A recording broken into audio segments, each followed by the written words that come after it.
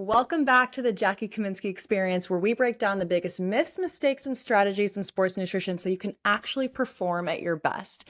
Today, we're getting into something real. Because if you've been in the sport long enough, you know that there's this idea that one coach should control everything. But we're at a point now where that's not just outdated, it could be holding you back. And today I'm sitting down with someone who's been around the fight game long enough and has worked with some of the best in boxing, just to name drop a few: Triple G, Amanda Serrano, Chris Algieri, Devin Haney, Xander Zayas, the list goes on, to know why not all advice is good advice, even when it's coming from someone in your own team. So welcome to the stage, Mike Bazzel. He's a legendary trainer, cutman, and one of the most trusted names in boxing. And I had the tremendous pleasure of meeting him in Mexico back in March. Hi, Mike. Good to see you again.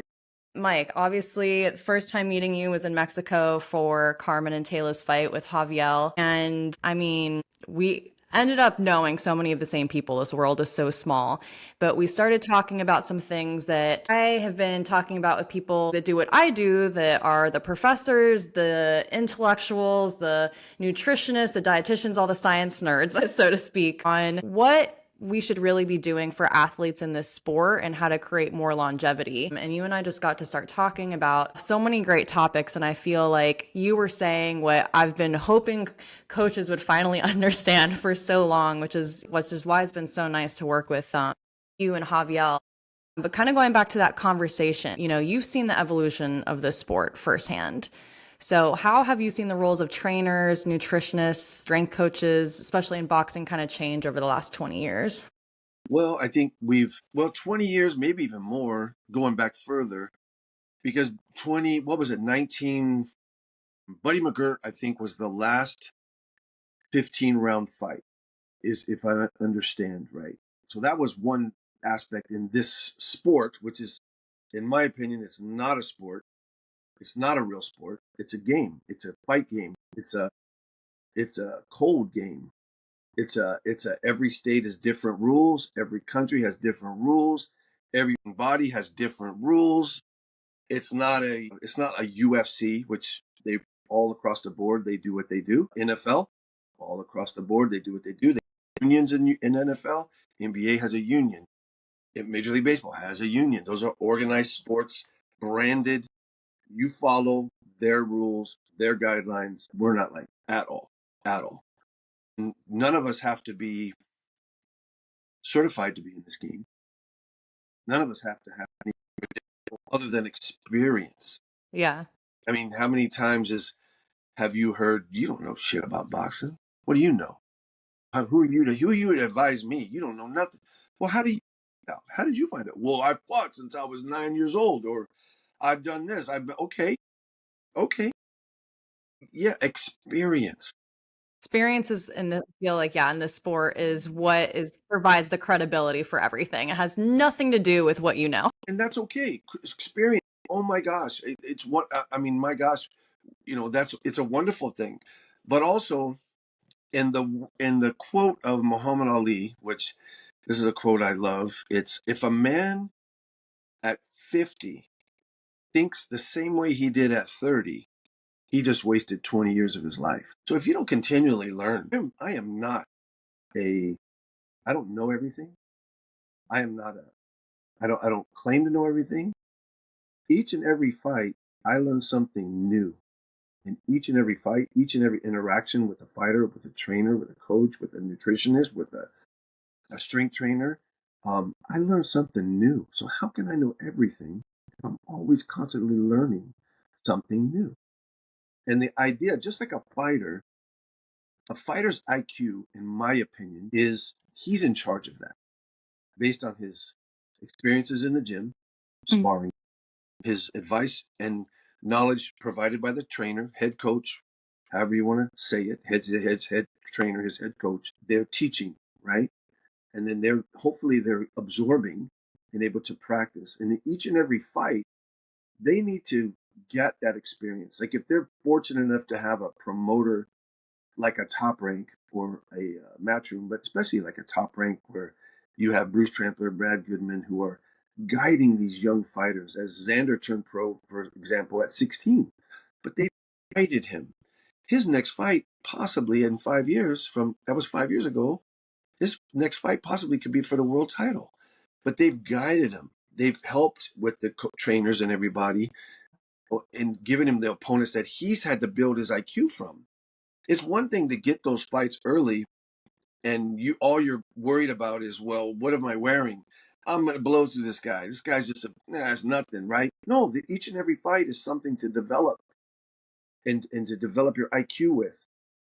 And in the same way, each and every training camp is there to develop you and develop because each and every fighter is a little different, right? Female, male, different. Age groups, different. 16-year-old pro is a hell of a lot different to train than a 24-year-old pro or a 30-year-old pro. Completely different, especially if it's, the gender is different, male or female.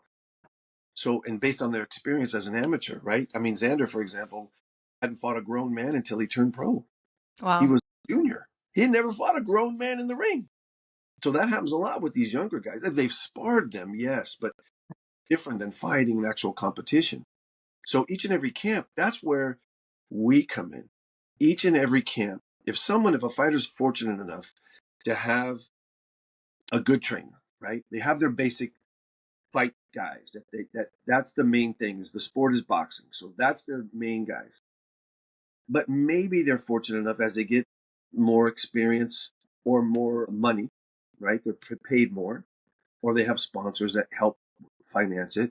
They can hire you, a nutritionist, and then start to understand, wow, as an amateur, I weighed in that day and I went and ate McDonald's. But they only fought 3 rounds. Now they're fighting 8, 10, 12-round fights. These are different, man. This is a different game. This ain't the same as amateur game. It's not. Amateur pedigree is very widely respected, very well touted as going to help you as a professional fighter. Absolutely, 100% true. But that's different. Amateur boxing is different than professional boxing. It's different. I don't care what anybody say.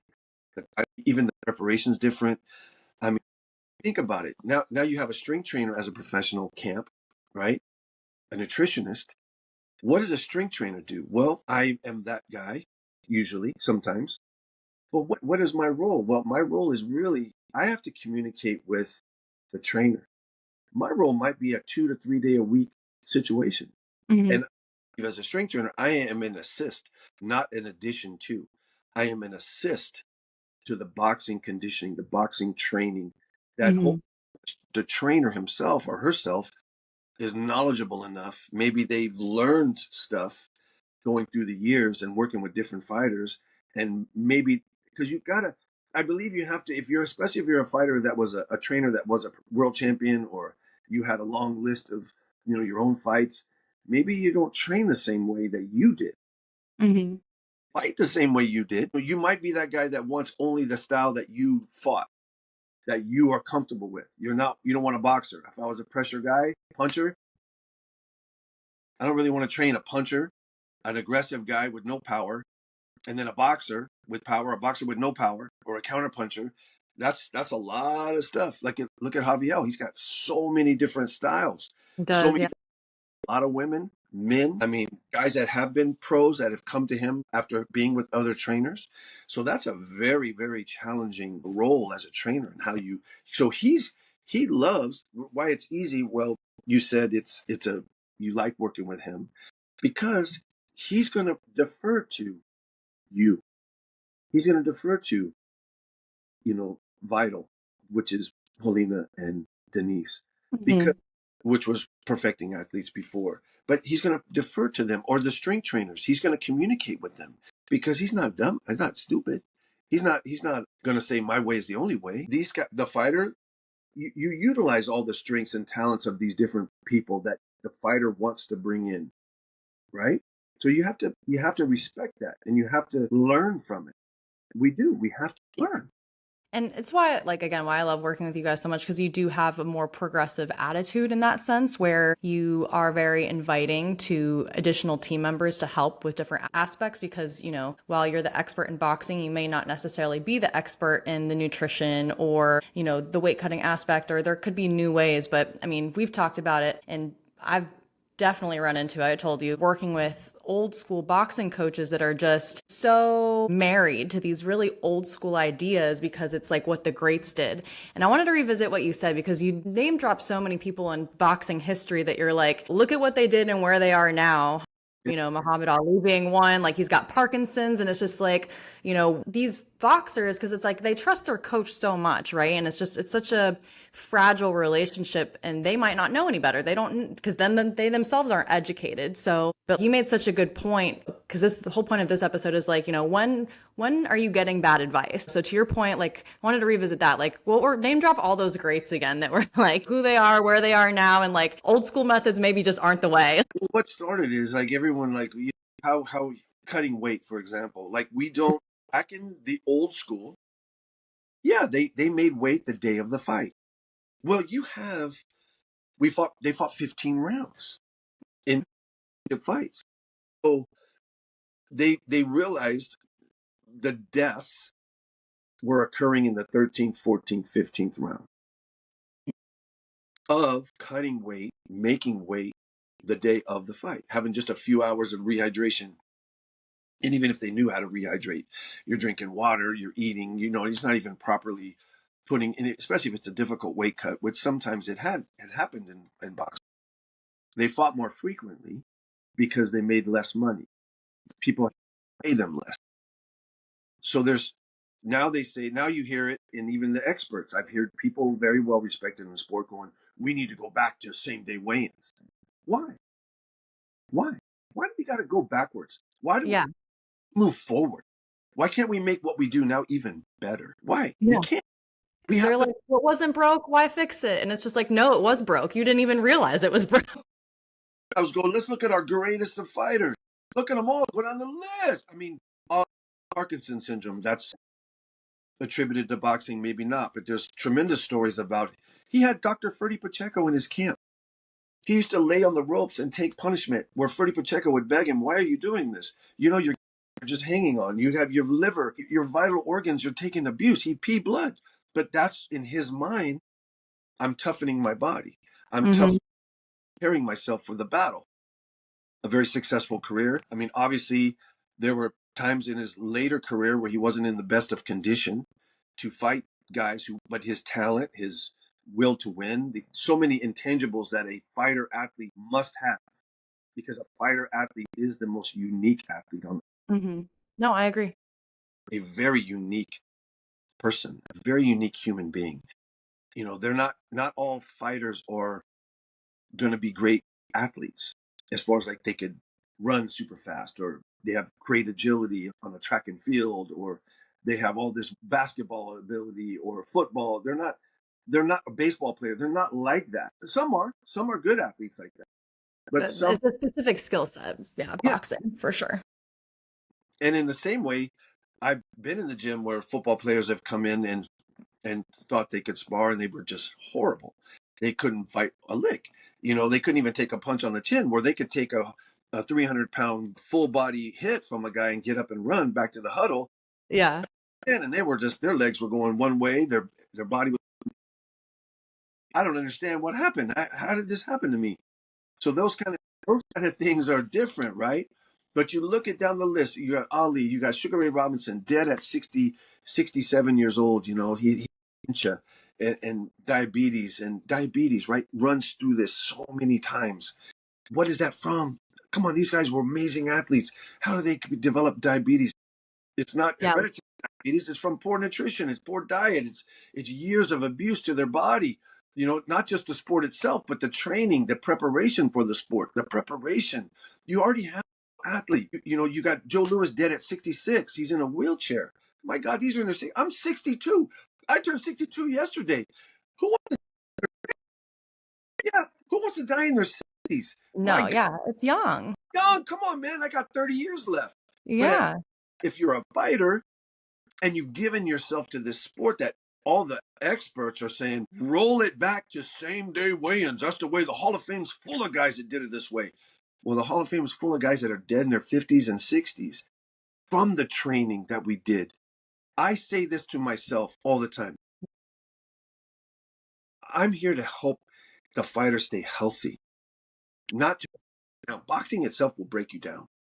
Combat sport in itself will break you down. It's It, the most brutal sport. Yeah, it mentally, physically, yeah, emotionally. Yeah.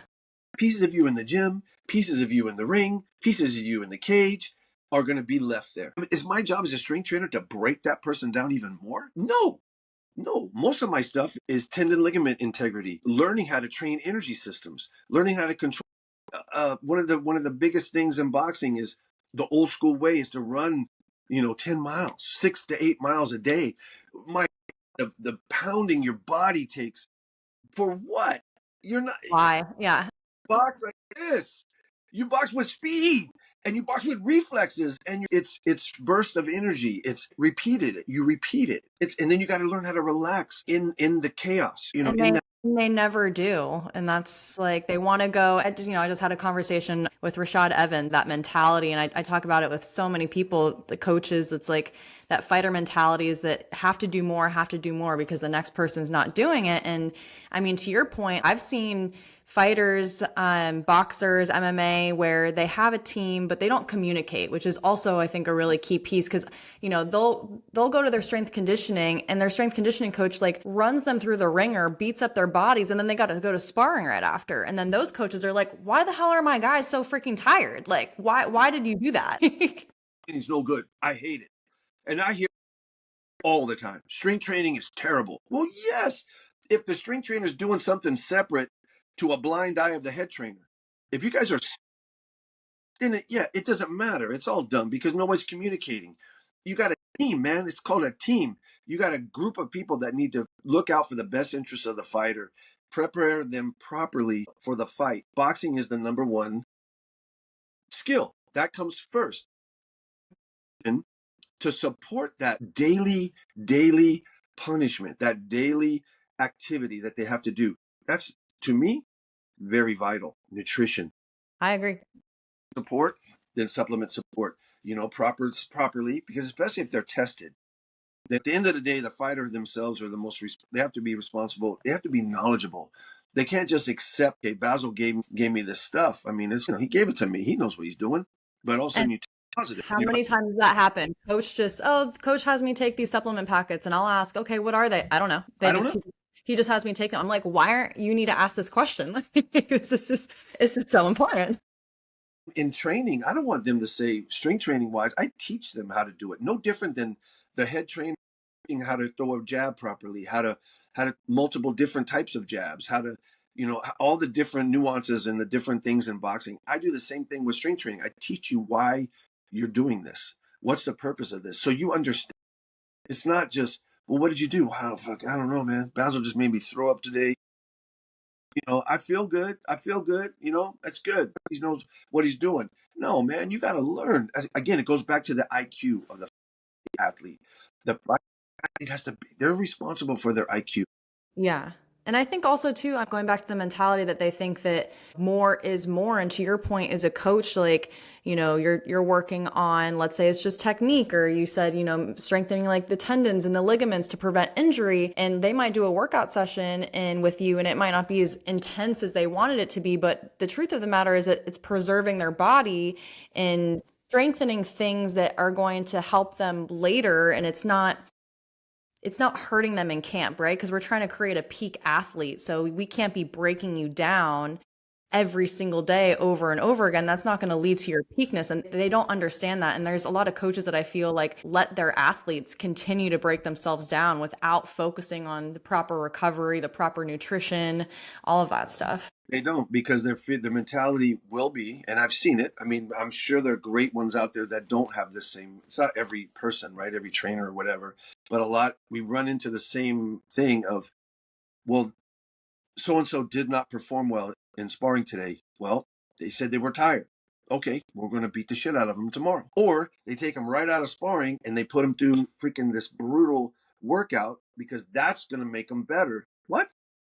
No, they're telling you we have the fighter athlete. They're not afraid. They're not scared to do what they do. They're talented to do what they do. They climb through the ropes and they want to do this. It's nothing to do with those factors. It's like their body will literally tell them. Now, and in the same way, a fighter has to be able to, when they get hit, to not freak out and not quit, right? They have to be able to recover. There's those recuperative powers. That all goes back to the training camp, all goes Hmm. to proper nutrition, all goes back to how they cut their weight, all goes back to not doing everything stupid, to get better and hone it every single training camp, to prepare yourself even better than you did the last one, to learn from the mistakes you made, to learn from what, the do's and don'ts of, and you continue to improve. But those things, yeah. So it's nothing to do with those facts. So why are you beating this guy up? Kenny Porter is Sean Porter's dad, and there's a saying he says, which I love. It's you can lead a horse to water, but you can't make him drink. But you can train a fighter for the ring, but you can't make him think. Interesting. Okay, I like that. I like that a lot, actually. But sometimes in the ring, they're going, I don't know what's going on, and there could Yeah. be a lot to that. There could be other, they have to shut everything out, shut real life out. If there's problems, significant others, problems with their children, or problems, whatever, financial issues, because and no, there's like a 1% that makes any real life changing money in this game. Most everybody else is like struggling, right? No, 100%. Yeah, and it's like it's not. Come on, it's like, and so you have this guy that has all these other things now as a trainer, maybe nutritionist. They eat with you. Maybe as a strength trainer, they confide in us. Sometimes I feel I'm confided in more because sometimes in training, I'm doing things with them that they're not necessarily really good at. You're more of a humble athlete here, where the trainer trains them where they're great at. They're Yeah. fighting. So, and they listen to what that person says. Most of them don't question the trainer, regardless of what it is. And then, it goes, but if I'm a trainer, I liked working, there's a guy, I'll name drop him. I'm going to see him in a couple of weeks, is Jonathan Banks. Jonathan is really, I never got to meet Emmanuel Stewart, and there's a lot of things in Emmanuel Stewart. My buddy, my partner at Top Rank, Stitch Duran, he was very close. He knew Emmanuel Stewart as well as Jonathan Banks, and he's Sugar Hill and all the guys that are the disciples, I guess you will, from Emmanuel now. But Jonathan trained Triple G, and he trained Badu Jack, and I got to work with him. And there was a lot of times where I would say, man, how come you did that? I really like what you did there. And he goes, that's Emmanuel. That's all Emmanuel. Emmanuel taught me that. And I remember reading a lot about it. So he's a coach that gave homage to his mentor, to his trainer, and he learned from him. But he also does his own thing too. He's a becoming a very well respected trainer. You get better. If you're not, maybe last year, any trainer, any strength trainer, nutritionist, if last year, if someone said, well, I worked with them last year, I didn't like this and that. Well, if they're doing the same things this year, well, maybe they're not that good. Yeah. Maybe you get better, you improve, You and learn always. Yeah, you there's always opportunity to grow and learn. yeah, I didn't do well for you last time I worked with you 2 years ago. We didn't have a great relationship and it didn't work out, but maybe try me now 2 years later. It's a lot different. I'm 2 years better. Hopefully not 2 years worse or 2 years the same. So it's like, but Jonathan, what I liked about him was he would always give homage to that, right? And that was something that was really cool. But also, if I did something that, like, say, I wrapped the hand of the fighter where he wrapped before, and he would come to me and he'd say, I'm glad you're doing that. Instead of any kind of weirdness, he would be like, because now that the more that's a responsibility now that I don't have to think about.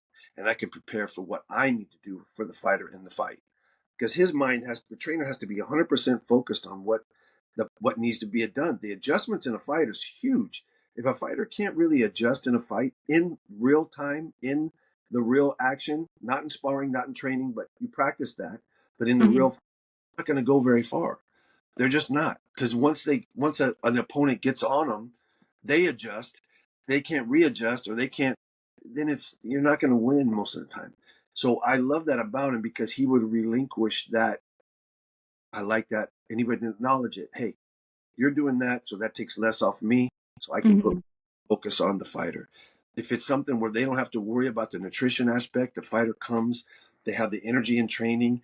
The next day they're sore, they're tired, but they also have the nutritional support to do what the trainer's asking them to do. Then they say, I love that. They might even come, I don't know if this has happened to you, but they might even come and ask you for advice for themselves.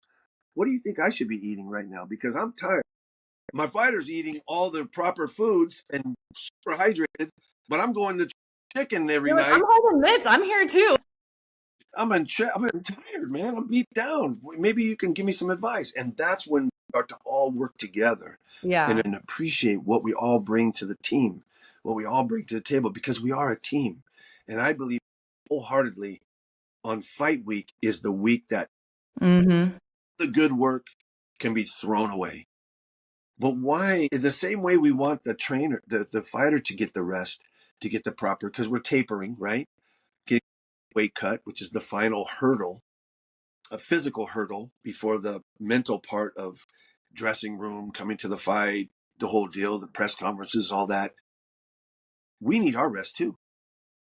You don't want a team that's out there partying. I mean, people ask me all the time, man, how come you don't enjoy the? I do enjoy it, right? I do enjoy the privilege of being there. Big fights, whatever it is, different countries, different states, all that. But my focus is the fighter. So Mm-hmm. I rest. I don't need to be staying up all night.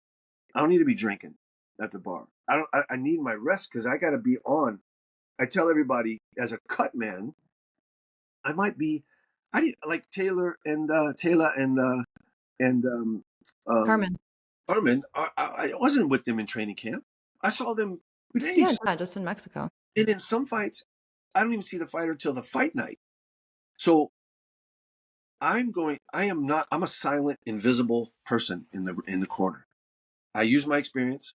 Yeah. As I know, I make, doctors, I know the doctors. It's very important for me, even if I'm working a main event, to work some of the early fights, because that way the referee that might work an early fight, that might be working our fight too, or he's ringside watching me work, because they watch us. They all watch us.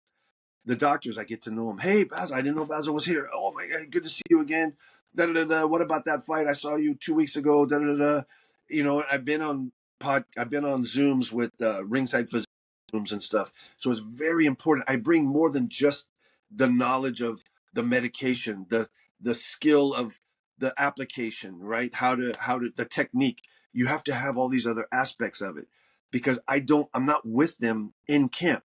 Yeah. Some I'm lucky, but not always. And when you do that, Demetrius Andrade, I'm with him in camp. Very fortunate to be with Triple G in camp, but they were able to afford that. A lot of fighters, they don't. They're not going to pay you to come and wrap their hands every day and shit like that. And that makes your job tremendously harder too if you're not with them. You just have to adapt right then and there without any background information. And essentially it can potentially make you less effective.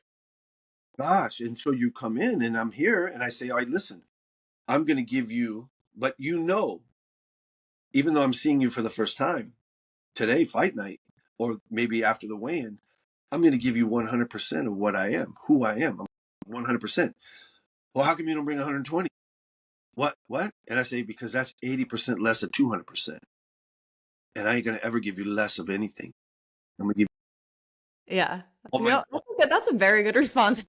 because give me 150%. What does that mean? It's like anything.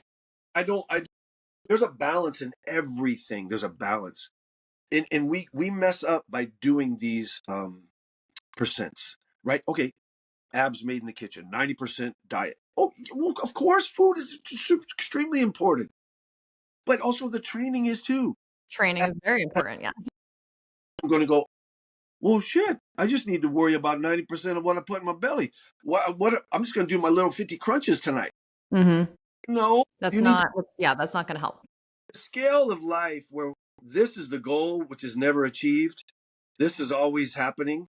This is bad. 80-20 is this. That's never going to be good scale. No, everything needs to be leveled. You are just not that in tune with that type of thing, that type of measurement. So we think, just if I just watch what I eat, I'm going to be good. And that's what people do, right?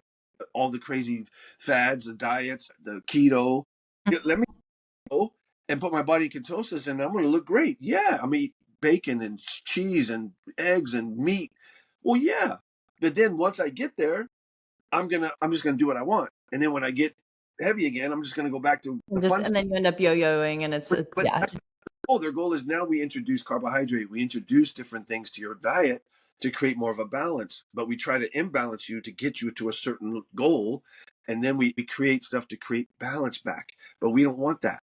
We want, give me the good shit, man. Yeah, they always it's and that sort of Drunk and inconsistency is what leads to everyone, just always being in that, yeah, that yo-yo effect, and it's never sustainable, like, which is, the whole point of everything. But kind of going back to, what you said earlier about when a coach really appreciates other people on the team and they're like, I'm just going to focus on this lane. And I think, we talked about this too. I think any good coach will understand his strengths, or he or her will understand their own strengths and limitations. So if I'm coming in as I do as the nutritionist, I'm not going to advise on strength conditioning or boxing techniques. That's not my area of specialty. Now, I've been around long enough and have been in the gyms to know, what might be effective, what might not, but that's not my area of expertise. And so I'm not going to speak on it. I'm going to stay in my lane. And I think you and Javier as a team, you guys do that so well by bringing everyone else in, and again having that team communication, so because everyone's there for the fighter. But based on your experience, because we know a lot of the same people, so I won't name too many names, what do you think is the idea, or what do you think about coaches who think that they are the expert in everything? Like, just because they're a boxing coach and they've seen injuries, they think that they know how to fix like a broken leg, and it's just like, bro, you're a boxing coach, you're not a doctor. But they want to handle everything. Why do you think that is, those coaches? I think it's an ego thing. I think it's obviously, but a lot of coaches are coming from, they were fighters themselves. Some were world champions and they had either success at some level, maybe not a lot of success. Some did, some didn't. And you have that mindset that helped you in the ring, that helped you as in the sport. And then it's hard to let that go. So now I'm the head guy. I'm in control of this person now, this fighter. And my trainer did that to me.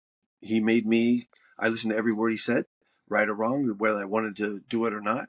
And it got me to a certain level. And what I think sometimes a fighter now that there is a strength trainer added to the team, there's a nutritionist added, that sometimes they might question the trainer's, decisions, going, no, I'm gonna rest tomorrow. What are you talking about?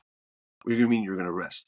Well, I just did this and that. Now I'm showing you all my logged in of my activity, and I'm beat. I need a rest day. Well, we rest on Sunday, not Thursday, but I think I need a rest on Thursday. What? And it doesn't work. It's like, but that goes back to not communicating, and that goes to the trainer not understanding. Why is, if I'm a boxing trainer and I'm training a world champion that can afford to have a nutritionist, that can have a strength trainer that maybe doubles as a masseuse, or a masseuse is also added, or whatever. But I have other fighters too. Maybe I have a 4-round kid, 6-round kid that can afford. But I'm the boxing trainer. Man, I've now learned some recipes from you, some food, I can apply that where this poor kid can't afford it, but let me help my fighter develop. Yeah. I'm using the knowledge I've learned from you. I'm learning the knowledge I've learned from a strength trainer, and I'm going to apply it for these fighters that really can't afford it. It only makes me as the trainer better. Only makes me better, you know? And I Well, don't, that's because you actually absorb information and listen. There's a lot of trainers that, even if they have fighters that work with somebody like me or other professionals, they don't listen to anything that they're talking about. They still think it's complete nonsense. you're on my lifeline, man. You're on my phone, my dial. So I'm going to call and ask, you know, what do you think I should do? I have this young kid. We're here. It's actually an amateur tournament, maybe. And I need a little advice because he's won 3 fights, or she's won 3 fights. It's now we're in the finals, and my athlete is Yeah. shot because we've made weight all 3 of these fights, and they've been tough fights. But we're here, but now we're shot. What do we do? Everyone's going to McDonald's. I mean, he just wants McDonald's or something. I want something to help me. You know what I mean? So you got to reach out to people. You learn, and this game is not. There is no real. Come on, where's the structure? Where's the real, like, there's certifications, there's no continuous education that it's just experience, it's just making mistakes. Experience is making mistakes, man. Experience is not always being successful. It's blowing it, Yeah, no, that's true. big mistakes, and learning from them, hopefully, so you don't make them again. But what No. kind of that? That ain't always the best way. And plus, you're in a sport or a combat sport or whatever that is the one competition could be the last competition. It really can. It can be the last one, and a bad weight cut could be. I mean, it could be disastrous. We could be. The weight cuts, yeah, the weight cuts, I mean, definitely want to talk about that because obviously, even in my position, I would say what I started in just, as a nutritionist, dietitian in the fighting space only 5 years ago. And over the last 5 years, it's evolved incredibly. The science that is now here, actually collecting data, following fighters, tracking things, translating that to wins, to performance, to longevity in the sport. We have so much information and still come and try and introduce better ways to cut weight, safer ways, right? Because we always want to talk about longevity in the sport. All the old school methods that you just talked about, I mean, all the greats, their memory loss, deaths, Right. significant Great. metabolic diseases. Yeah, it's not, those methods have not led to them living a good life later post retirement, which is what a lot of fighters don't think about. And the weight cut aspect, I mean, that does so much damage to the body. And to me, for boxing and fighting in general, I just think of other sports. I'm like, okay, like Tom Brady before the Super Bowl isn't running 10 miles a day and wrecking his body in the gym 2 days before the game. Like Right. what other athlete tries to on purpose do so much damage to themselves physically before a major event? So when it comes to the weight cutting part of fighting, I'm like, why are you so focused on, and a lot of these coaches too, they don't get it. Like they want their fighters to be very specific weight all of camp, but they could technically drop a little bit lower, still be really strong, and that would mean a smaller weight cut come Mhm. fight time. So that's less impactful on the most important week for them in preparation. But God, no, they need to be at, if they fight at 54, he's best at 167. And I'm like, but he's got to now reduce so much of his intake and, put his body through so much stress and not be able to recover properly to then lose all that weight in such an acute time period. And he's not going to recover the way you want him on fight day. That 10, 12, 15 pound cut in fight week is hard on the lower weights guys. This little absorbed with the heavier weight guys, but the lower weight people, it's tough. It's tough. Yeah.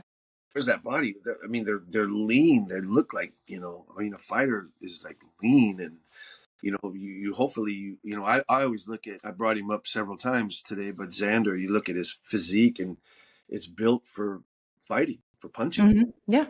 Movement is the back, the shoulders, the chest is slight, The lean legs.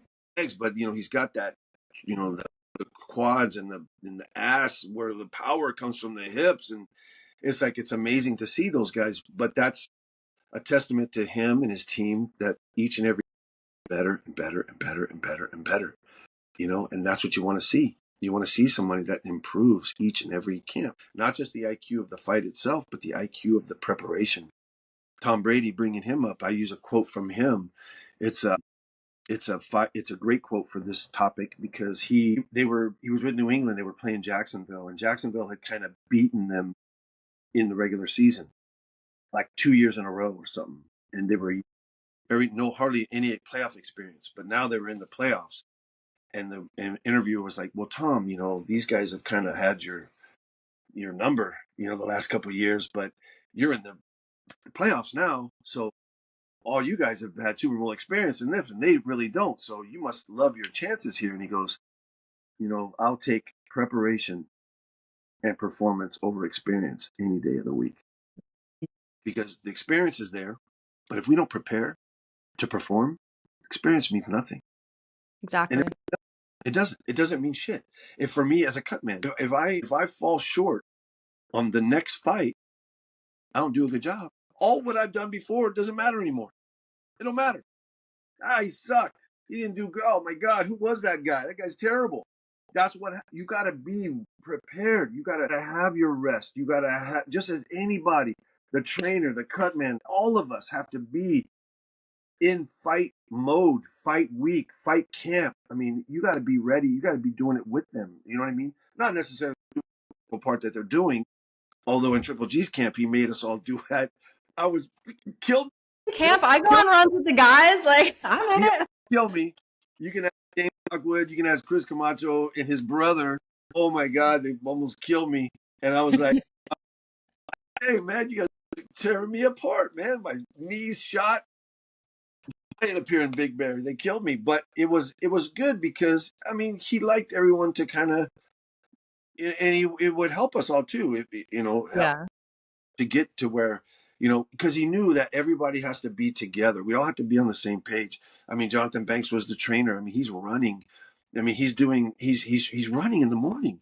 I mean, he's not fighting anymore. He's not fighting, but he's still preparing his body for the energy he needs to communicate to his fighter in the training that day. And I see a lot of trainers do that, and I love that about it.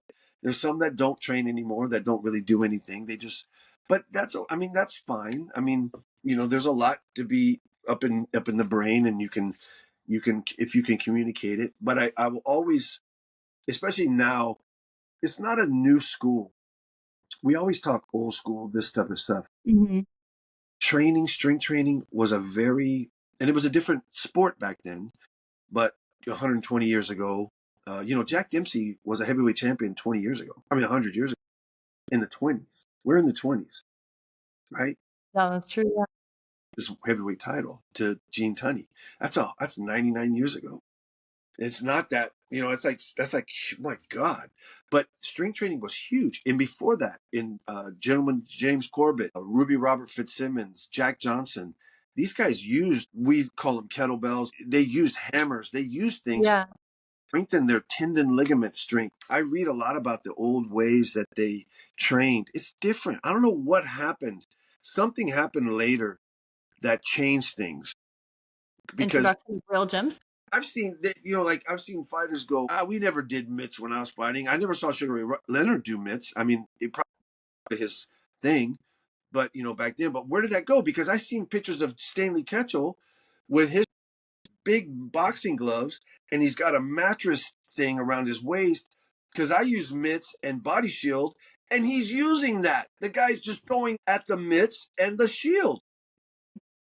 But where did that somewhere along the line, because I think with everything there's ebbs and flows, but nutrition was huge back then. I mean, it was big. I mean, think about what's his name, Jim Jeffries, when he lost like 100 something pounds to fight Jack Johnson in Reno. He came back, the great white hope, to come back to beat the Negro champion, the black champion that no one wanted to be heavyweight champion anymore. And he was a physical specimen, Jack. But and Jim Jeffries was before that too. But they're heavyweights, right? They don't have Yeah. to weight. But he nutrition, stuff like that. Read about how he prepared himself, how he lost all that weight. I mean, it's a massive undertaking. What would they do to lose that weight? Do you know? Huh? So what would they do then to lose that weight? Like what would be the ways that, because I mean, I feel like the ways that I hear now how fighters like to cut, diet down is not what's considered performance. I mean, it's different. Like I respect Ray Arcel. He's a wonderful trainer and gone, passed away, I think in 1989, I want to say. And he was in his 80s, I think, when he died, or 90. And he was trained Benny Leonard, one of the greatest lightweights, Roberto Duran. But there's a quote that he said that makes no sense to me. He said, "Water is the fighter's enemy. It's the enemy because it puts weight on them." Well, back then, they fought maybe every week. Maybe, you know, they weigh in the same day and fighting that night. There was a different sport. There was a different demands on the body. Obviously, Mhm. longevity sport. Fighters now fight into their 40s, into their 50s. But back then, you were 29 years old, 28 years old. You were past your prime. Yeah, There's a reason that was it. for Jackie. There's a reason for that. They weren't drinking water, clearly. My God, fight! You got 100 fights under your belt as a professional. 200 fights, 150. You fight all the time. I mean, I hear this thing now. All these guys the boxing writers are, oh, fighters don't fight enough anymore. Well, is that the fighter's fault? Do you think a fighter that's making, I mean, someone has to pay for these guys to fight. Yeah. Like it was where you can go fight in a club. It is not like where there's an avenue like a Wild World of Sports or CBS Sports boxing on that network. Hmm. Roberto Duran, they could fight non-title fights. They could have televised fights where they were champion. He was a champion, but he could fight a 10-round non-title fight and not, sometimes they lost. They Yeah. would lose them because they weren't in the best of condition. But this was just to keep them in the gym, keep them going. They could lose that fight. I think Villamar Fernandez was a guy who he was a great journeyman. I don't think he ever won a world title. I could be wrong, but he fought all of these guys and he beat Alexis Arguello. And when Arguello was champion, he was the featherweight champion of the world, and he fought a non-title fight against Villamar Fernandez. I think it was on CBS Sports, and he lost. But then he fought and defended his world title. He didn't lose his title, but Yeah. those days are done. They Nobody don't do paid. that anymore. No, and these writers or these guys, they need to do it like the old days. Well, somebody's got to pay, dude. Somebody's got to pay. I mean, you got to think too, like, I mean, I just go back to think about, again, what it's doing to their bodies. Cause I feel like when people, they see fighters, right? And they only see their fights or how many times they fight in a year. And it's just like, yeah, but when you're in camp, like, how many times are you sparring, doing live sparrings? And it's just like, those are all fights that you're technically having throughout a camp. So before you even get to the fight, you've already fought 100 fights. True. Yeah, and you're not being as careful, right? Because they don't have the pressure of, your opponent, the money's not on the line, you don't have the crowd around you, so you're more willing to, maybe make mistakes, I guess, in sparring, or they'll probably push themselves a little bit harder to where they might not be as risky in the actual fight, but then that means that they're kind of ramping it up a little bit more. So it's just like they've done so many fights before they even got to the actual fight. So if you want them to compete regularly on top of that, you're asking them to do a lot of damage to their body, And essentially. fighters take a lot of punches in sparring where they don't necessarily do that in the ring. Only they are tired. They don't have you. They don't have a nutritionist. They don't have somebody that's giving them. They don't have a James Lockwood. They don't have a vital team. They don't have people who are supporting them nutritionally, understanding, well, he has to spar today. I'm going to give him this nutritional support so they can have the energy to do what the coach is asking them to do. I see guys all the time in sparring. They don't even move their legs. They're not moving. They're standing there taking punches, and it's like, what? That don't even look like them fighting. That doesn't look like what they look like in the ring. You But look like the punching bag that you're supposed to yeah, be hitting, like when you're warming up. and they're logging in, like 60 rounds a week or more. Yeah. Oh my God, this guy's sparring 6 times a week, 8 to 10 rounds a time. Whatever. They're doing their 10 rounds, 4 times a week, 40 rounds, or they're doing whatever it is. Sometimes they do 12 rounds. Some guys spar way more than they need to spar. A 4-round fighter, I've seen them spar 10 rounds. Why? What are you doing? You're not fighting fucking 10 rounds. you know, but they're taking all these punches. And then you see a young kid that's, they're preparing in training. Maybe the fight lasts 1 round, right? Maybe it lasts 8 rounds. Maybe it's a 12-round grueling fight, but they've sparred and trained 125 rounds to prepare for that 12-round fight. So Mhm. it's, God, dude, the damage you could incur. And then, don't even get me started on proper headgear, Headgear. amateur headgear. That's fucking stupid. And you're taking those. I mean, my God, you want to use 14-ounce gloves or smaller because you want to hurt somebody. Why do you wear 16-ounce gloves? Why do you properly wrap your hands? It's to protect your hands. Protect everything. Yeah. And then you're wearing gear that's very padded here. So this is very hard. If I hit this here with the over and over, you get sore, you get hurt. So many fighters I know have bad hands. Well, where's that from? It's not from hitting the bag. It's not from hitting the mitts. It's from sparring. You're sparring sparring 4-minute rounds. You're rounds where you're hitting these guys' elbows. You're not in top condition. You are sore from strength training. You are sore because now maybe towards the end you're sparring, but now you're starting to reduce your weight. You're thinking about that, and all fighters think about that. I got to get lower. Well, do you really? Because you should prepare. Your sparring should be also, in my opinion, Hmm. You should be eating what you're going to eat fight day, preparing yourself. So you can work on that. Hey, I didn't feel good on what we ate today. Maybe we can adjust that. Change Yeah, it if it up. really works for you. And then fight day, you have that down. But a lot of guys don't eat at all. They don't want to They eat on don't eat it all. because they want to see They after they. Why? What is wrong with you? Where did that happen? Where did It information? makes logically it makes no sense. And I've butted heads with so many coaches. Like to your point, you're sparring 12 rounds. That's not the only training session you've done that day. You have strength conditioning later at night. You ran 8 miles in the morning and they're mad because I want to feed them 3 meals or more than 3 meals in a day. And I'm like, You're burning that shit off, and if you're not, you're like, I was just like, he's already burned 3,000 calories a day and he's eating like a toddler. you should be eating 1,200. You should be eating Yeah. chocolate cubes with mustard on it, like there's kids at the fucking stupid shit. I mean, my It's God, man, what's It's wrong? so dumb and it drives, I mean, you know me. It drives me crazy because again, like as a coach, they think, "Oh, I'm creating the best athlete. I'm creating them to be tough." And I'm like, "Yeah, but if you're not giving them the right tools to help support that, they're not going to be the best." And you're just digging them into a deep hole. You're not elevating them and putting them on top of the mountain, so to speak. So like they need to eat right before their sessions. And as a coach, I think you and Javier definitely do it. Like, what did you eat this morning? Did you have breakfast before coming in? Because the fighters, they love to not eat. They like to do their training and then they like to take, like you said, their weight right afterwards because they're like, oh, this is what I weighed. And I'm like, bro, you just sweat like 5-7 pounds. Like you're gonna drink water and put that back. And then to your point too, they're terrified of water. Like they think drinking. And I'm like, do you understand how important hydration is to your performance and your brain? They will do everything in the beginning, but as it gets closer, that's when they start the old habits come back and the fear. I can't drink. She wants me to drink a gallon a day, or I can't. I'm going to cut that in half. I'm not going to tell her. Well, you can see it, man. What are you talking about? We can see. We can see what you're doing. I mean, you just get nervous about all this stuff. It's like, no, man, trust, and listen. We've been doing this fight after fight after fight, getting better and better and better and better. So why go backwards now?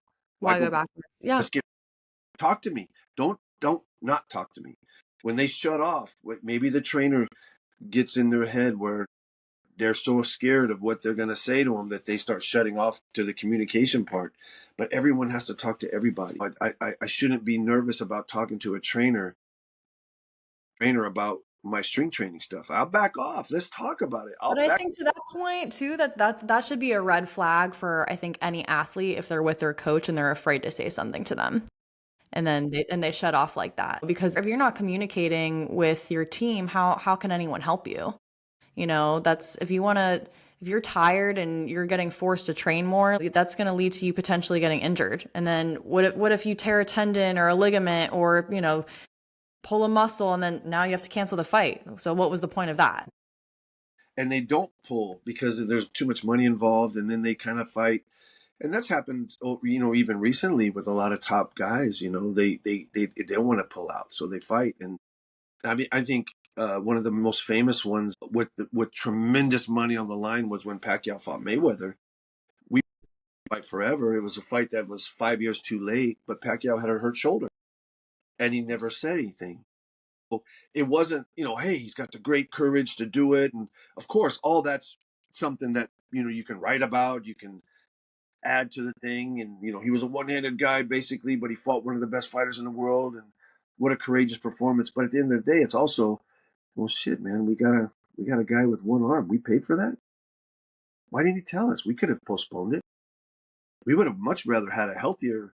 We waited 5 freaking years anyway. We would have much rather another 6 months to have a healthy Pacquiao two-handed guy fight Mayweather. I mean, really, it's those things all come back, and obviously people will hear what I'm saying, right? And they're gonna criticize. Well, oh my God, you don't know shit about nothing because I've done this, and that. Okay, sure, I go sure, for it.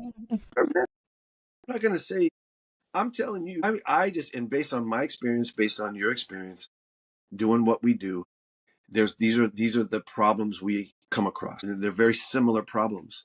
So It's not like I'm making stuff. I'm not coming to you with, you're going, wow, that's happened to you. That's never really happened to me before. We're going, no, that happened to me too. That's happened at Hey, different fields, but we see the same exact problems. the same sport. I mean, my God, in different people, the same things with different people, but it's the same problems. It's like, why can't we can make this better.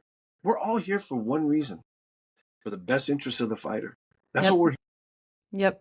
Do you think I'm going to have that fighter's going to pay me life-changing money? Hell no. You're not even going to get credit for it after he wins. they did it. They won. It was all them. It had nothing to do with you. No. And if it doesn't go well for And it's none all your fault. of you, we're fired and someone Yep. else is be doing the thing. So it's like, Yep. I mean, my God, it's like, it's so, to me, it's like you have that, window of where I do it because I love it. And it is a great challenge. But my goal always is to teach, and not just the best of the fighter competition, but for the rest of their life. Yeah. Always, I say to guys, I say, listen, they go, well, sometimes it's how much you charge. Well, maybe that's too much for me, or, gosh, that's all you charge or whatever. But I'm like, look, what I do, your career is this much Mm-hmm. of your life, which is this long, hopefully. Yeah. Short window. So, but this, I'm going to be doing what I do for the rest of my life. I got the ability to do this. Stitch, my partner at Top Rank, one of my guys, my mentor guy, he's 73. I'm 62. I'm thinking Remy Korchimny, who's one of the work with Snack and a legendary track and field guy, works with Devin Haney. I mean, the list of this guy that he's Mm-hmm. unbelievably long, and he's 93. He ran Wow. track. Dan Santo, who I got fortunate to meet through Nonito Donaire, who was Bruce Lee's friend. I think he just turned 90. Holy And shit. still, I think his United, when I met him 10 years ago, his United airline credit card, I think he had 100,000 miles on it. I mean, this guy traveled out of 53 weekends of the year, the guy was doing 51 seminars. I mean, the guy, Jesus.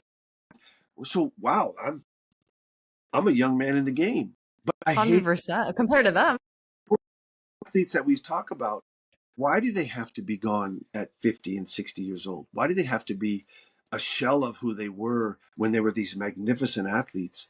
These people that we are just so, the boxing people, the fans, the writers, the experts are all like, whoa, that was a great fight. Well, you Because look they at, liked it for the entertainment, that small window. And they don't I have to think, be shot 20 years from now. They don't no, that don't have to happen. In other sports, it's getting better. Why can't ours get better too? There's a lot of I think I think we're getting to a time where I think we're starting to see, I mean, we see it across all sports, right? Everyone's pushing that prime age that every sport kind of has their threshold. And I think, but to your point too, like there's no reason why fighters should be dead at 50, 60 years old, or, be in a wheelchair or suffer from dementia and Parkinson's and all these horrible things. And to your point too, like, I think what you said was so valuable, that when they come to work with you, and granted, your price is your price, and it's because of your expertise and the way that you focus and care about your athletes. Like mine would be too, because I say the same thing. I'm like, listen, I'm here to help you reach the ultimate goal, but what you don't understand is all the things that I'm thinking about in the background. So if I'm telling you to take X, Y, or Z supplement, or I'm telling you to sleep more, or focus a little bit more on recovery, or eat certain things, it's because I'm trying to get that athlete to understand habits that they can maintain to make yes. sure they have longevity in the sport. Of course, I want you to be the best performing athlete, win the fight, feel your best. But there's an aspect to it where it's just like, I'm not just focused on your small window of time, if I'm with them. And sometimes I only get them for a couple weeks, which I can't do anything in a couple weeks, especially when they come to me more towards the fight. So like I got one guy, who I will not name. He drives me crazy. He'll start camp, he'll start getting in shape maybe like 16 weeks out, just like lightly, because he puts on a lot of weight. So trying to get back into the gym, 8 weeks, full-fledged fight camp, and then doesn't want to work with me, says he got it. And then 2 weeks prior, I got no power in my punches. I'm sore all the time. And I'm like, I mean, I can't help you now. You've already done the damage. I can't reverse it, So I'm trying to get with you early on and work with you year round. So I'm focusing on the bigger picture, not just this small window of time. And I think so many people they focus on that small window of time, and so do the athletes. And it's just, I think the athletes need to take accountability to want longevity in their sport. A lot of them come from nothing. So if it's just like, hey, if this is a small window to make money, but like, what are those millions of dollars going to do for you if you're dead at 50 years old? I agree. I agree. It's true. And head trainers in boxing and stuff, it's the same. They are fighters too. Them were fighters. Man, I mean, sometimes I want to help them. Train you too. Let me train you too, man. Because you're taking a beating in this camp. You're taking a beating. Let's make you stronger too. And some do it, but very, very rarely do they want to do it. They don't. They're done. They're done with it. Like, I don't want to do that no more. But then some guys are wonderful gym people. Like there's a lot of trainers that train, they run, they still stay pretty fit. And those guys I want to say they didn't have the terrible experiences of weight cut, disaster, all those brutal Yeah. weight, maybe 100 fights and all that stuff, where now the guy's like, I'm done, man. I am not doing that no more. I ain't hitting that bag anymore. I don't do that. No. I But I hate. still think there should be an aspect. To me, I like bring it back from a nutrition standpoint. It's like if your doctor who was 300 pounds overweight was giving you nutrition advice. Oh my God. Oh, well, I'm old, and I'm like, well, why would I listen to you? Like, to your point, even if you're a coach that's older in age, you should still walk the walk, not just talk the talk. Like, I've seen coaches who they get on their athletes about what they should eat, how they should work out, but then when we're back at the fight camp house, they're eating pizza and donuts Oh, and hell candy yeah. bars. And I'm like, I could do it. wait a minute. They're like the fighters cutting weight and they're sitting there eating a candy bar. Yeah. They think it's funny, or they think it's like toughen them up. I'm No, gonna eat 100%. in the room while they're, freaking dying, cutting weight, and they're eating hot dogs and that stinky food and stuff, and they think it's hilarious, but it's not really, because I don't understand to what you said earlier, where you train someone to be at their peak performance for 8 weeks. But then fight week, or the actual weight cut part, they're the weakest and they're sick and they feel like shit. But then tomorrow night, they got to feel the best. Where that, But that to me, I'm like, how does this logically make sense, guys? to now back up, man, you're playing roulette. You're playing Russian roulette. You're playing roulette that's going to come back. You keep doing that deficit like that. You keep damaging them to make that weight and not learn from any previous camps or any previous mistakes. You keep drop, and then you hope that they come back. Well, the time when you needed them to be there, the world title shot, they're not. They're not going to be there. You got Yeah. empty now. You blew it. They might have lesser fighters fighting in the ring, preparing for that, but now you're fighting for the world title.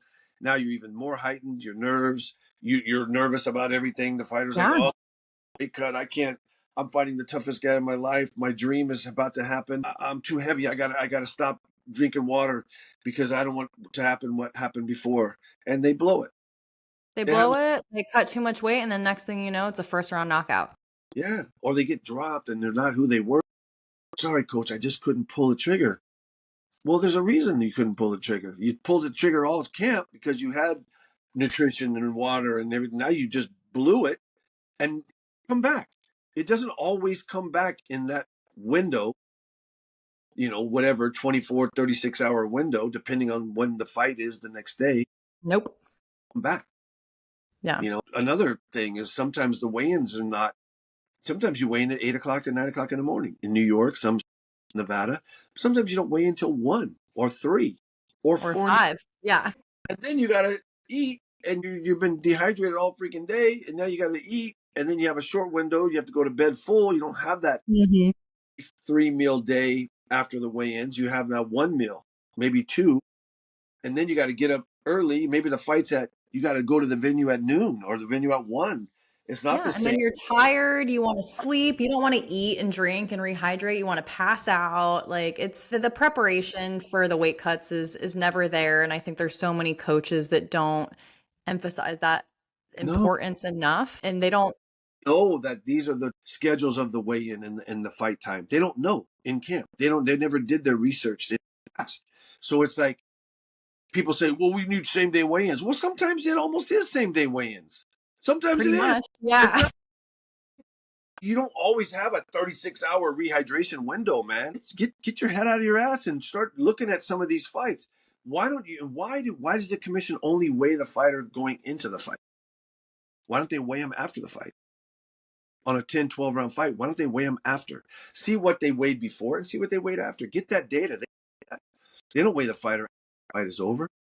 A No, 12 and round, everyone knows too they when they could step into the ring, that's not their weight, their weigh-in weight. Like never. they don't take that data. They don't take that. And then they got guys that want to change all this shit. And it's like, man, you want to go backwards. We can go forwards. We can make what we do now even better, even more efficient. This is a combat sport. This is not a sport it's a scheduled 4, 6, 8, 10, 12 round fight. It's scheduled, but it doesn't have to go that distance. Mhm. Sport completes 4 quarters, completes 3 periods, completes 9 innings. All of them complete the time frame of the competition. Combat sports doesn't have to. It can be all over in a second. One shot, Yep. done. And that can be 100%. the shot you ever take. So it's a whole different game. It's a whole different game. It's a whole different way to prepare. Like you said, you might get a 1 round knockout of a guy, but you've sparred, my God, 120 rounds to get to that point. So maybe that you feel good, but that camp was tough because you fought a really good guy. You just caught him, but you took a lot of damage preparing for that. Well, it's only a fight. Let's get him in the ring next week. Let's get him in the ring 2 months from now. Go back into camp again. Well, okay. Back in the old days, they did it. They got 125s. They're fine. Were they fine? Were they Were really? they? Yeah, what did that do to them? My God, man, they can't even talk. I mean, it's like some guys do. I mean, Jake LaMotta was a guy that lived, I think, 94 or 6 years old. Could take his shirt off and was still out there doing all this. Had memory, I think maybe towards the end, just from old age, but he didn't have that damage. And I think guys, even though they have every intangible, everything, they have the heart, they have all the tools to be the fighter athlete. There's some aspects that just you shouldn't be doing it. No, I agree. How do you get brain injury? Sometimes it is the mismatches. You're just mismatched. The guy's just so much better, and you die. You get hurt. Sometimes it is the preparation, the weight cut, that's severe dehydration and not enough time to really properly rehydrate the brain. So that stuff, fighting too often, you know, where you need that recovery. In amateur boxing, it's almost ridiculous. I mean, you got kids that compete at 8 years old, so you have kids in tournaments that, a knockdown in an amateur fight doesn't lose you the round. Yeah. And in pro sports, it loses you the round. But you can get knocked down, but then you got to make weight again and fight the next day if The you win. next day. Yeah. You And I don't think think to your that point, problem? You don't think that 10-year-old, 12-year-old brain? They don't do MRIs. They don't do CAT. no. They don't do that shit that professional fighters have to do. When Charlie, my kid Charlie Sheehy turned pro, he's been fighting since he was 9 years old, and he went all the way into the Olympic. He was on the USA team. He didn't make Mhm. but he was on the USA team, so he fought internationally everywhere. Won every major tournament as a kid and as an adult that you could win. So turned pro at 22. That was the first time he'd ever had any of those things: MRI, MRA, EK. Wow. Never had that. Wow. I'm just praying that there's nothing wrong with him, that he doesn't have a defect, that anything could be like that. That now you're going to discover, right? Now we Yeah. talk about he had a massive brain tumor. That patient. Well, that's not something anyone would have tested for until they have the symptom. Well, that's boxing. You don't test for this shit until it's too fucking late. Till the guy's horrible, the guy's slipping. Yeah, they get it's only after the fight when the ringside physician comes in and they don't even remember their own name, their face is droopy, that they're like, "Oh, there's a problem." And it's just like, No one tests for all this shit. No one in sparring, nobody in training camp. You think a guy gets hurt in training that they take a 2-day rest? No, they don't do that. The guy gets no, they're dropped, back there the next day. Yeah. right?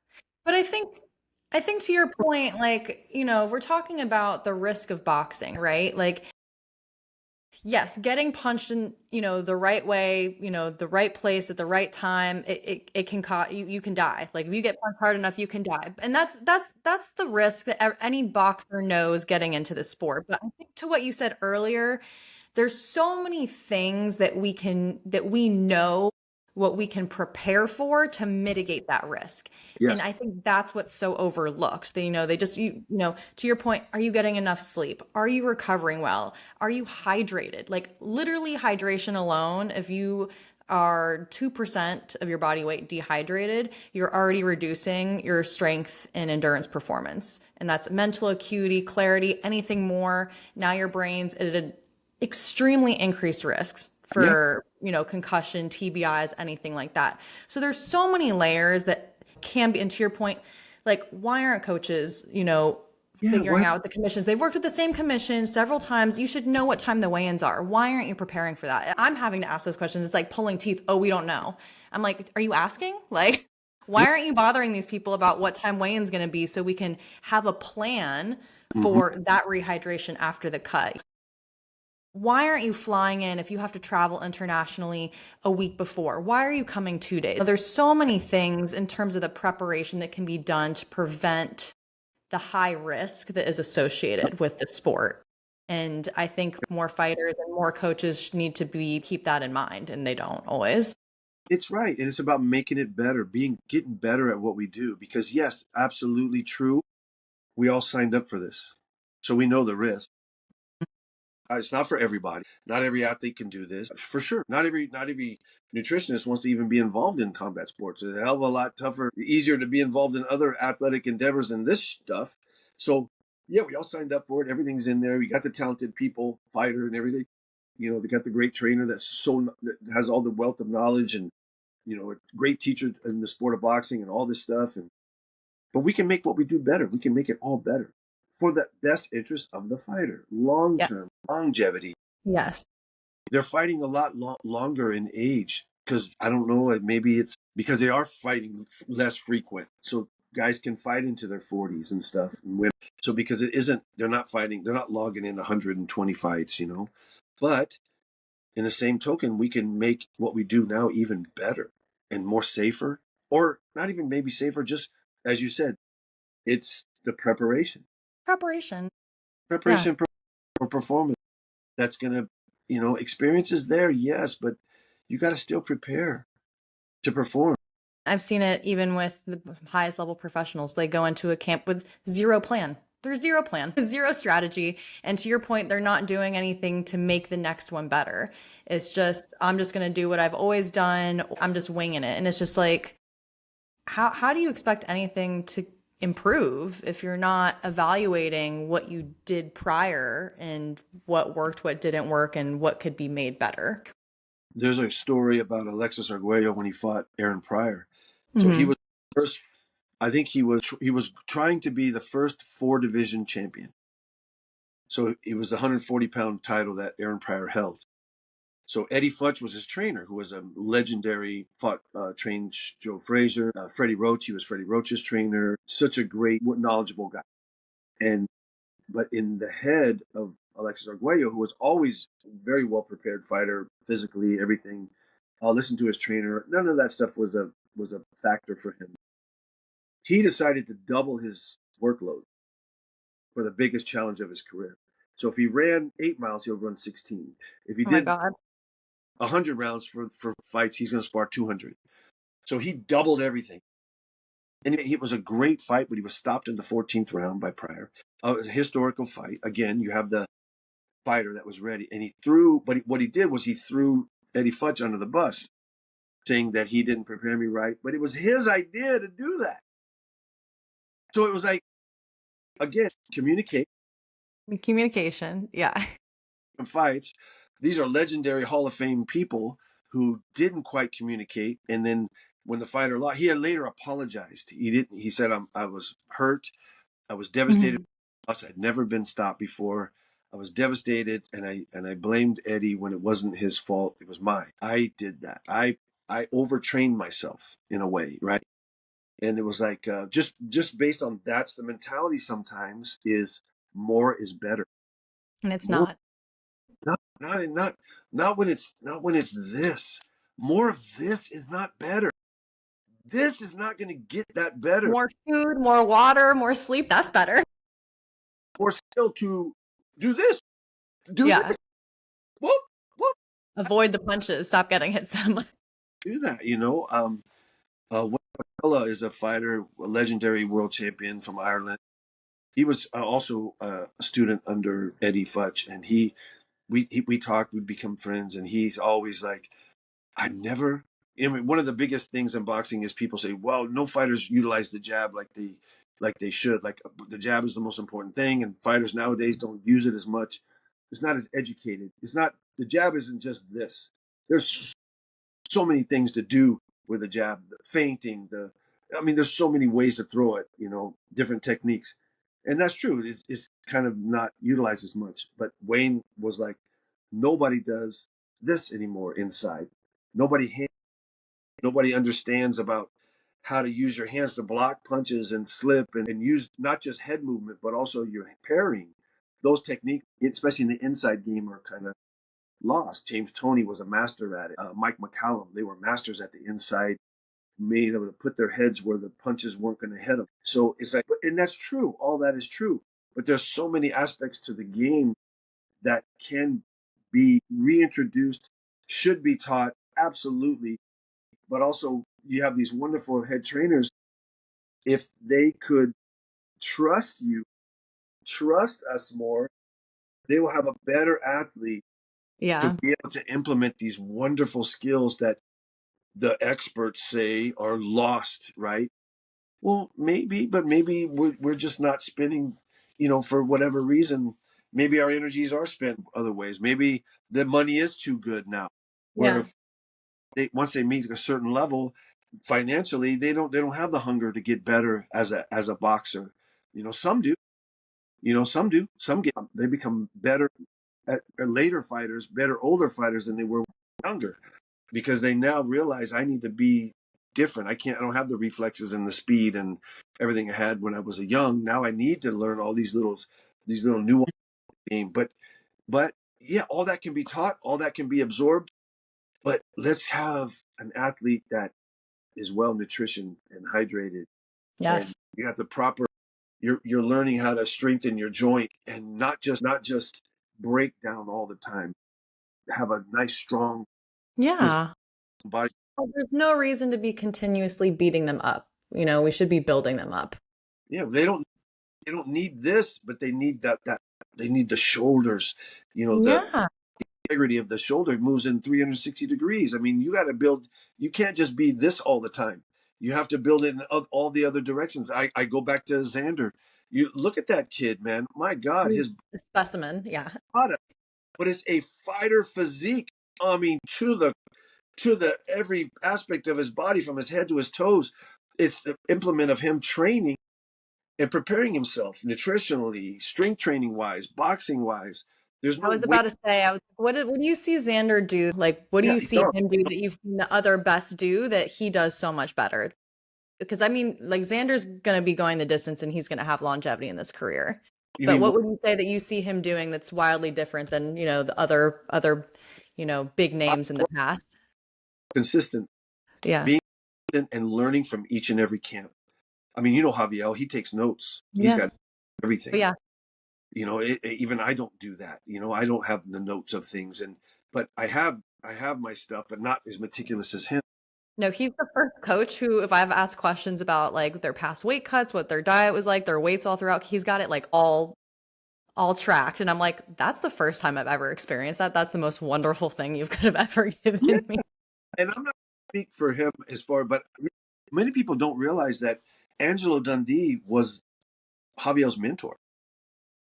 That was Sugar Ray Leonard and Muhammad Ali's head trainer. Javiel's not Angelo Dundee. He doesn't follow.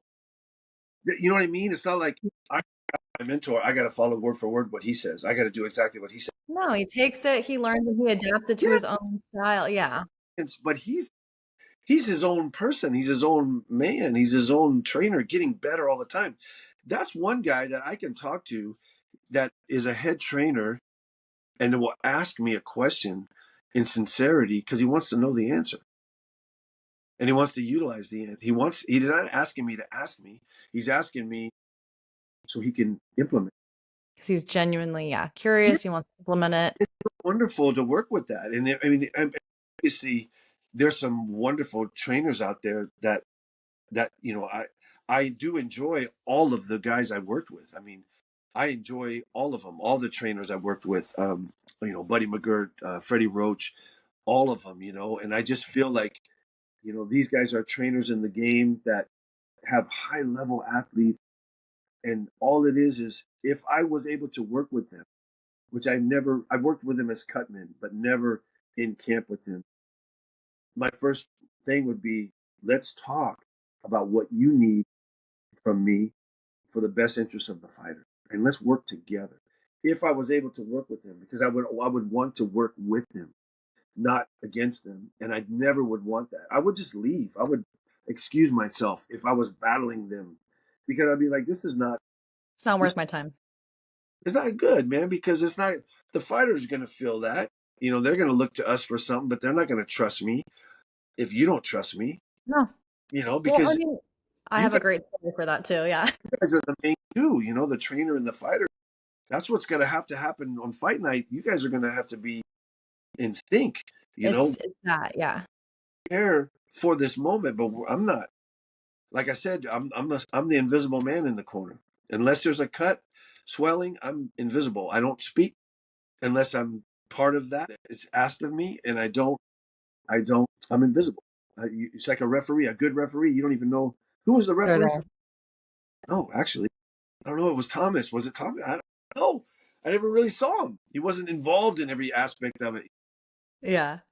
Well, I kind of want to use that though to segue, kind of wrap things up because I feel like I could talk to you forever. We could go for Well, hours.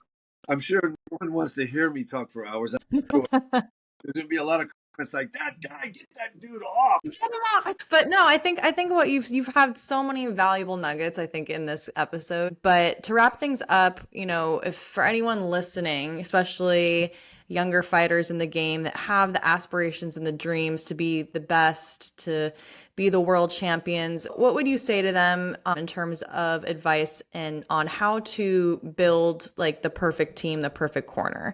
What would be like red flags that you would say to look out for if your coaches are telling you X, Y, and Z, and how you build the best team to get to the top? I feel you want the people around you that have your best interest in mind. You're not a commodity. You're not an investment. You're not again, there's nobody going to pay me life-changing money. Now, a fighter could make life-changing money for themselves, but I don't want none of it.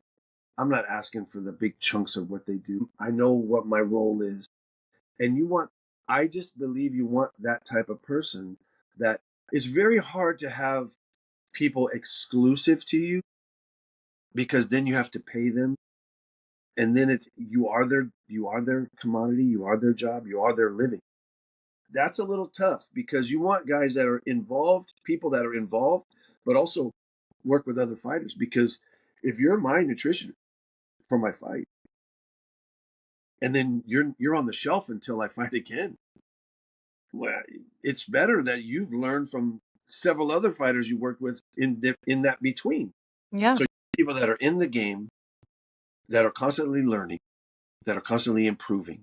We're all growing together. And if you have people that are growing together and are always looking out for your best interest above their own, because they have other ways to make money in the game, in the professional sport game, they have other ways to make money. They're not relying solely on you, because then they become, not always, but what are we doing, champ? I mean, it's your What are we decision. doing? They're going to start giving you advice that maybe isn't the best because they're thinking about what about my paycheck, or push you to do something that might not be in your best interest. Yeah. I'm Want to get fired, man. I want to come on now. Well, whatever you going to tell you whatever you want to hear because, yeah, I don't want to get fired. yeah, you're my guy. I don't have anybody else besides you because you've now paying me a salary because you want me to your own guy. But you Yeah. don't. I just don't think you want that. Maybe there's a time, a short window of time where you make that kind of Canelo money. Fuck, I mean Canelo, Mayweather, who else made that kind of money? De La Hoya, I mean Pacquiao. That's it. I mean, I nobody guess really. Mike Tyson, does he count? I mean, no one really. Geez, I mean, I guess so. But this it's a 1% of all the people that compete in combat sports that kind of money that can you can salary somebody to keep them on the shelf. Because even so many others, they work with other fighters. They work with because you got to you want to build your own experience as a trainer, as a nutritionist, as a strength trainer. You're getting better and growing each and every camp, each and every fighter you work with. You're getting better. Hopefully, Yeah.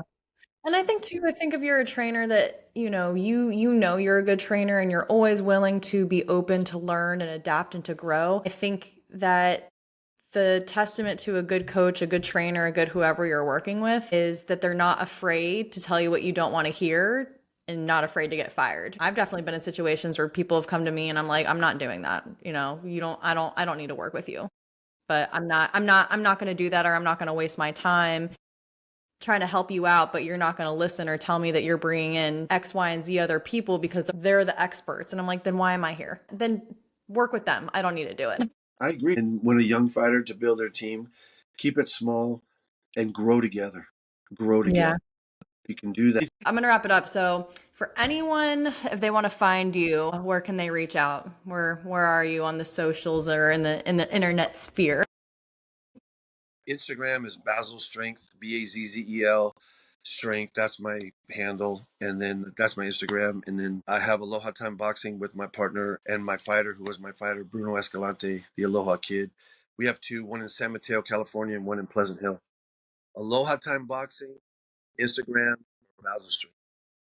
Well, thank you guys so much for watching the Jackie Kaminski Experience. Like this, follow, subscribe, share it, make us famous. That's what I'm here to do. Spreading all the good message. Mike, thank you so much for joining. I always appreciate your time. We'll do it again.